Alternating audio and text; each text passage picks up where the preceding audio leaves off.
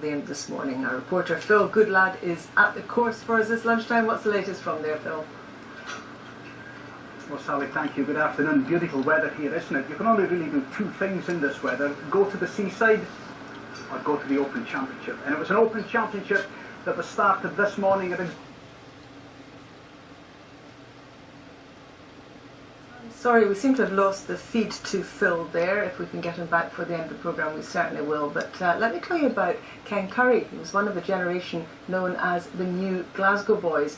But artist Ken Curry's always shied away from the limelight, despite creating some of the country's best-known images. Now he's unveiling his first solo exhibition in Scotland for more than 10 years. Our arts correspondent, Pauline McLean, has been to meet him.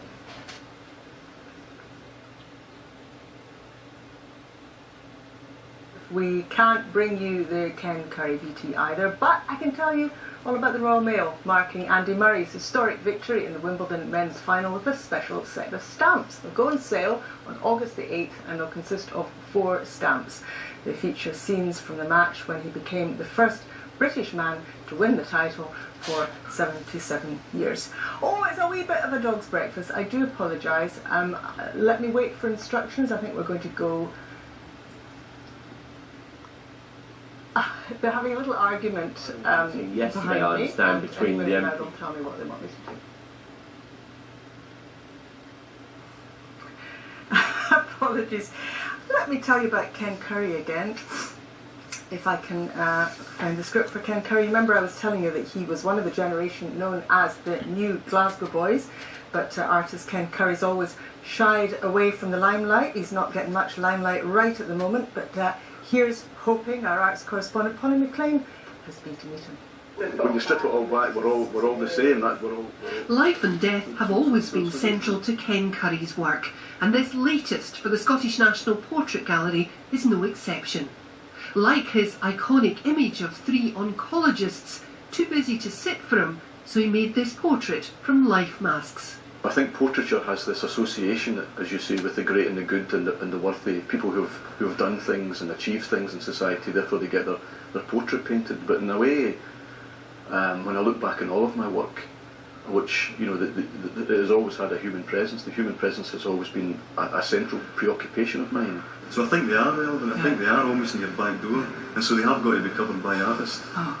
Ken Curry was one of a string of artists to emerge from Glasgow School of Art in the mid-80s. Dubbed the New Glasgow Boys, they were hugely successful and very different, but it did have its downside. The artists that I've admired in the past haven't had shows until they're 40 years old and things like that. They've spent a long time in gestation, as it were, developing their voice, developing their work.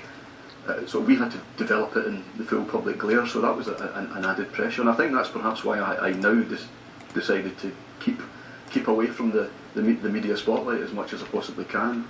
For many, this is a rare glimpse of an artist who prefers to let his work do the talking.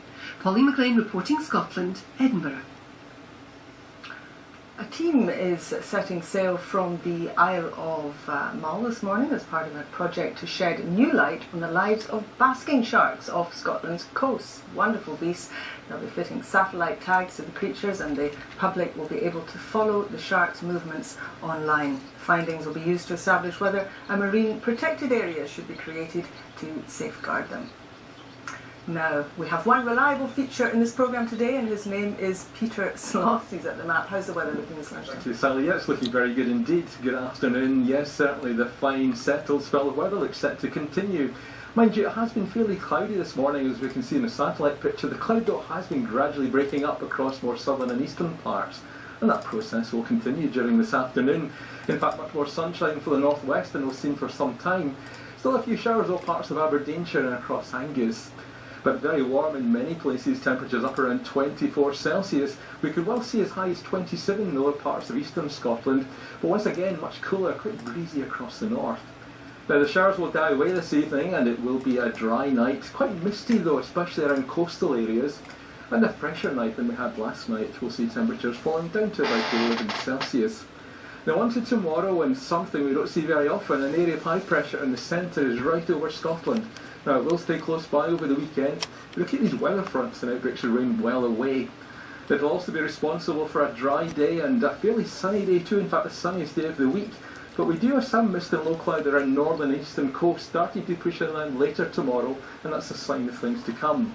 Now, as far as temperatures go, the highest temperatures now transferring over to the west of Scotland, 26, even 27 Celsius.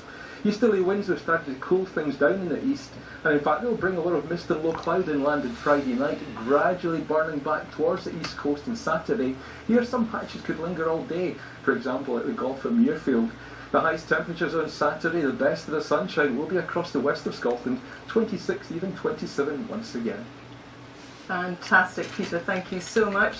And that is all for now. Do join me for the main edition of Reporting Scotland at 6:30 tonight. Until then, from everyone on the lunchtime. Bye! Have a very good afternoon. Bye-bye.